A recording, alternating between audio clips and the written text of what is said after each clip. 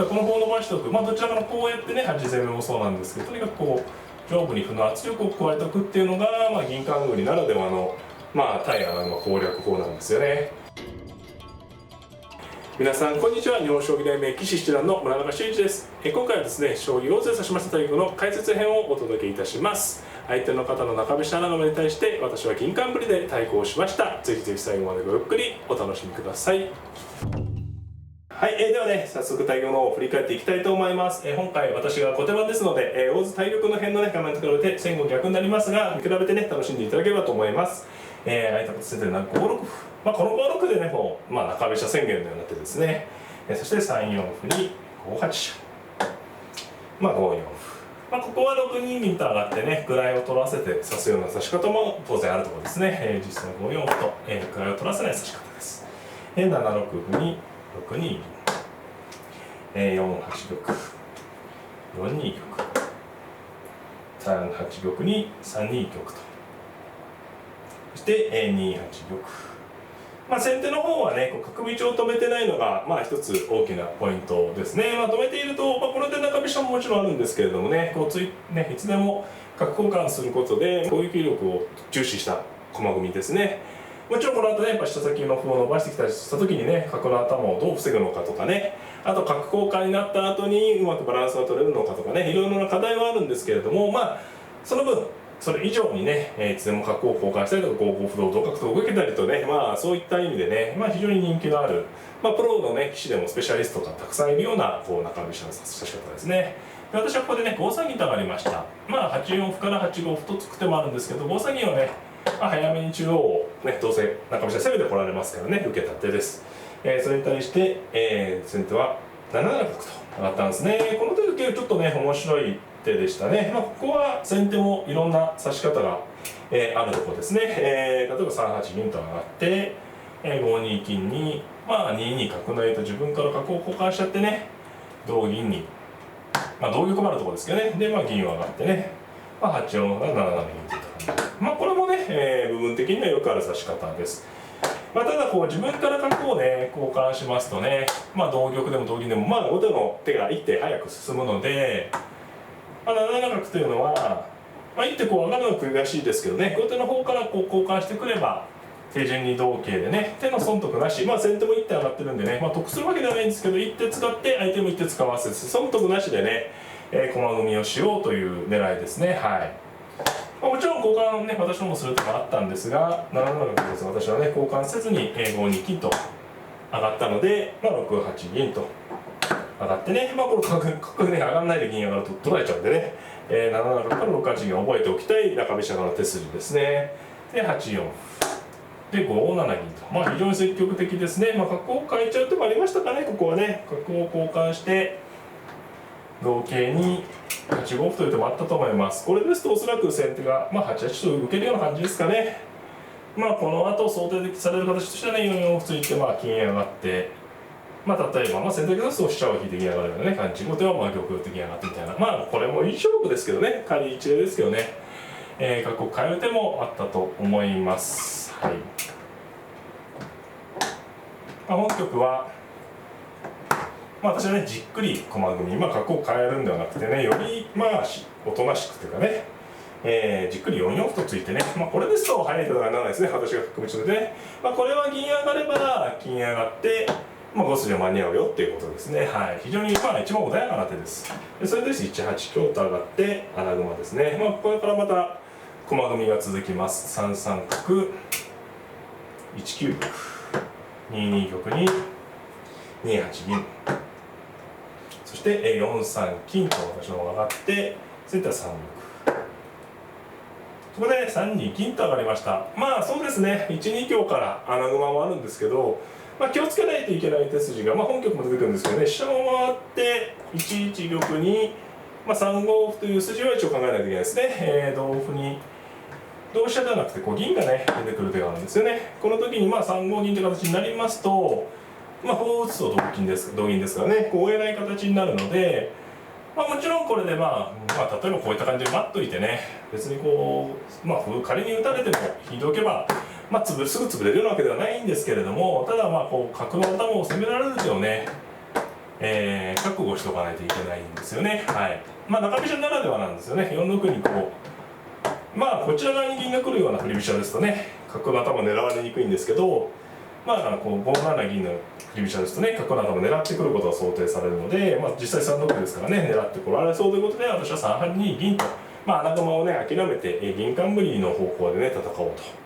3九金に、まあ、1四歩とつきまして、5九金、まあ、先手の方がどんどん固めていくんですが、8五歩とついて4九金、まあ、ここまでいくとね先手も非常に硬いんですね。4九金左2四歩、まあ、そこで3八飛車ね、先ほども出た、まあ攻めのね一つの形なんですけど、まあ、この場合は2三銀ね、本譜もあったんですけど上がっておけば穴熊に比べてね角の頭が非常にしっかり受けれますね。こう金銀がこう3段目にバランスよく配置されるのが銀冠のまあ利点というか特徴ですね。はい、こうかなりやっぱり破られにくい上部の金の攻めに強いんですよね。まあ実戦も、この2三銀に対してね、3五歩と同飛車ときましたけど、まあ、仮にこう銀出てきてもね、金でも上がっておけば出てくれば歩打てばいいんでね、先ほどに比べてかなり受けやすい。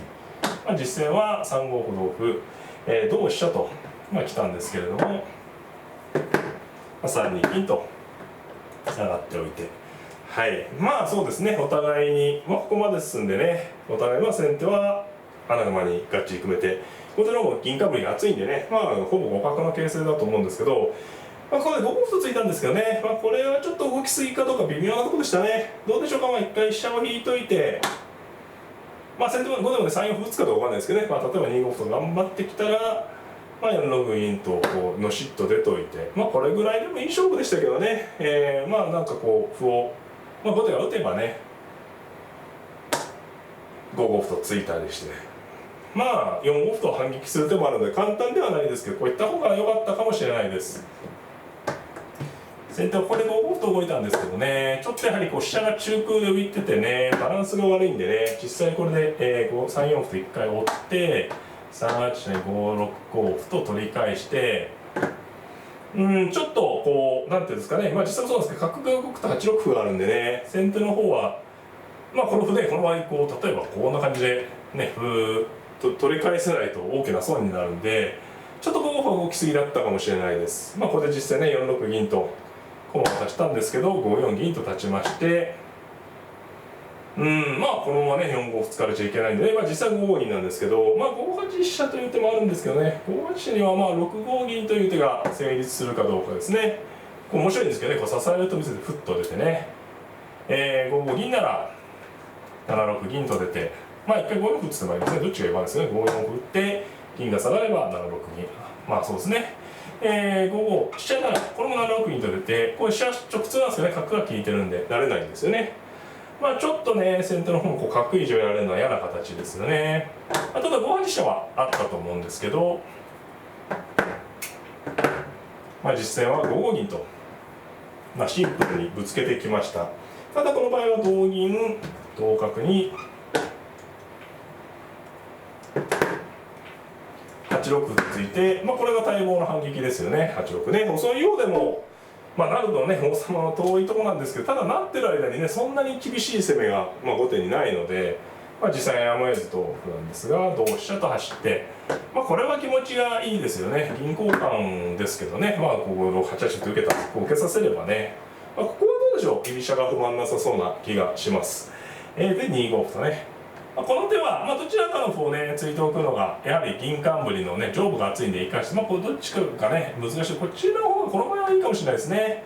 まあ、この桂馬がねなんか何かの拍子に手に入ればこう2六歩と突く手がね厳しいんですね。同歩にまあ単に3五桂と打ったりとか、あるいは歩を叩いて同銀に3五桂とかね、まあこれまあ実際は桂持ってないですけど、こうすごく金駒のね攻略に便利なんですよね。だからこの歩を伸ばしておく、まあどちらかのこうやってね端攻めもそうなんですけど、とにかくこう上部に歩の圧力を加えておくっていうのが、まあ、銀冠ならではのまあ対穴熊攻略法なんですよね。まあ2五歩に対して先手は5八飛車と回ったんですが、まあ5四歩と一回受けて7七角に8二飛車と。まあね、一気に打つ難しい感じじゃないですけど、やはりここへこんでるんでね、まあ実際9六歩とついたんですけど、まあ動かすとこは難しいんですよね。仮にこう銀を投入して攻めてきても、まあ対応してまた銀を受けとけばいいんでね。やはりここの部分の得が、いずれこう8七歩とか、ゆっくりした手であれば8六歩と垂らしてなるような手もありますよね。なんかここら辺の負担がね消えないので、先手の方が忙しい局面、9六歩は、桂馬をねどっかで飛べたりとか少し含みのある、手待ちに近い手なんですけれども、2六角、2四角ですね。これどうですかね、1五歩とついてもうちょっとゆっくり指してもね、良かったかもしれないですね。こうやって様子見てね。実際2四角は局面を良くしにいった手ですね。こう成りを狙って、こうね、まさかこう5七にね、こう打つわけにもいかないですからね。こう打たせれば打たせるだけ得ですからね。飛車が引けば6八銀と打てば攻めが決まるので、先手はこの瞬間に、ただ次の手は、手筋ですね。4六歩、これね、ぜひ覚えてほしい手筋ですね。穴熊ならでは。2同角でただなんですけど、飛びつくとね、4五歩という手がちょっと嫌な手で、こちらになってもこちらの攻めの方がねきついですからね、角効いててね、これは穴熊ペース、一転した穴熊ペースになっちゃうんでね、4六歩はさすが非常に筋のいい手でした。なので私の方もね、歩にすぐ飛びつくんじゃなくて3三桂と、飛んでね、角の一応方向、次が出ますよってことですね。そして先手は4五歩、同歩ですと4四歩と打たれて嫌な形なので同桂。次に5七桂成となる手があるんでね、4八飛車と、勝負でやってきたわけですね。これ何気ないようで桂取る狙いなんでね。さあここでね、私の方は大きな分岐点ですね。ここは難しいです。角を成る手もあるし、桂馬を成る手もあるし、あとは何か受けとく手もある。第一感はね、3三銀とか打っとくとこうすごく王様硬くなって首も固めてね、これもあったと思います。こう打っておいて桂成を狙うような指し方ね。これだとどうでしょう、先手の方も一回こう我慢するようなことになるんですかね。桂7ラインの痛いんでね、こう打って角成に、ちょっとね先手も気が利かないですけど、これでこう打つような感じで、ただこう桂馬を取って桂馬を取ってみたいになれば、一応このね、遊んでた桂馬と後手の守備の桂の交換になるんでね、先手の方も主張がある。これも後手十分ですけど、一応、先手にも主張があると。実戦は一番激しい厳しい手でいきました。角成はねこう取られて、これ一番損ですかね。同歩はもちろん取れなくて、桂馬を取るとね殺到されたりして、やはりこの桂馬を取りに行くのはね、やっぱよっぽどこうなんていうんですかね、何も手がない時ならいいんですけど、先手に攻められてる時にこうねそっぽの駒取っちゃうと非常に危険なんですよね。実戦は5七桂成で勝負に来ました。4四飛車、もうこれしょうがないですね。先手もびっくりして7七で4四飛車、同金同角と、怖いんですけれども、ここで、3三銀打ちと3三銀と打って、この手が硬いんですよね。同角成ですと同角でちょっと攻めが切れちゃうんで、7一角成なんですけど、8八飛車成となって、ちょっとね5七桂成勇気のいる手なんですけど、こうなってみると後手優勢がはっきりしましたかね。銀冠硬いんですよね。これね、金に打ってても取ってまた打たれちゃいますし、ちょっとね細かい攻めから実戦は8二歩と打ったんですけどね。ただ、この時にね次の手が厳しい手ですね。硬いように見えて4八歩とね歩で攻める手が効くとね、指し棒の穴熊も大変なんですよね。先ほどね角を成ってこの桂を取りに行くのあれだって言ったんですけど、今もねこう角を成ってこっちの桂を取りに行っちゃってるんでね、その間に本陣に、攻めが来てますから、これははっきり後手優勢です。実戦4八歩に、3八金と上がったんですね。取られるわけでこっちを打ってもねこう取られて金取りで痛いですから、3八金と上がったんですけど、8九竜と自然に取りまして、8一歩成と桂馬を取ったんですが、4九歩成で、どうですね、はっきり攻めてる場所が違うので、後手が小勢に近い優勢になりました。4五桂、これはね、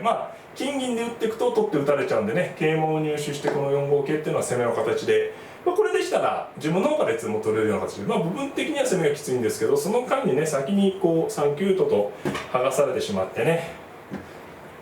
こう攻め合いで負けてしまいましたね、先手がね。同金と取ったんですが、3六桂と打ちましてね、着実に剥がせばいいと。4四銀打ちでね、もう直線の攻め合いなんですが、3九竜が、決め手ですね。同銀に、後手の王様はね今同銀のところでなっていってもね詰みがないので同銀取ったんですけど、2八金と打って以下は即詰みになりました。同銀、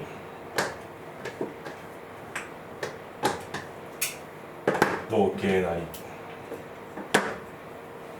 同玉に複数詰みがあるんですけど、3八金と捨てるのが一番ね分かりやすいですね。こういう同玉とやって呼んでおいて4八飛車と打ちましてね、こうやると合駒ができないですね。引くと銀打ちまでなので上がったんですが、4六角と出て3六玉、4七飛車成、手数こそ長いですけどね、いろんな詰みがあるところですね。王手かけていけば狭いと、2五玉と、上まで逃げたんですが、4二七竜と回り込んだところで、先手の方投了となりました。王手でね合駒を打つしかないんですけど、合駒すれば最後は2四銀と上がれば詰みということでね、最後は穴熊がこう穴からね出てきたところを仕留めて決着となりました。はい、いかがだったでしょうか。今回はですね、将棋を指しました対局の解説編をお届けいたしました。相手の方の中飛車穴熊に対して私の方が銀冠に組みましてね、厚みで穴熊の攻めを跳ね返しまして、中盤でねポイントを稼いで、終盤はきっちりね穴熊の本陣に攻め込んで攻め合い勝ちということでね、銀冠にとっては理想的な展開で勝つことができました。繰り返し見ていただいてね、穴熊というのは非常に硬いんですけれども、局面の急所をつかめば、うまくね抑え込んだり、本局のようにね攻め合いで勝ったりできますので、皆様の実践の参考になればなと思っております。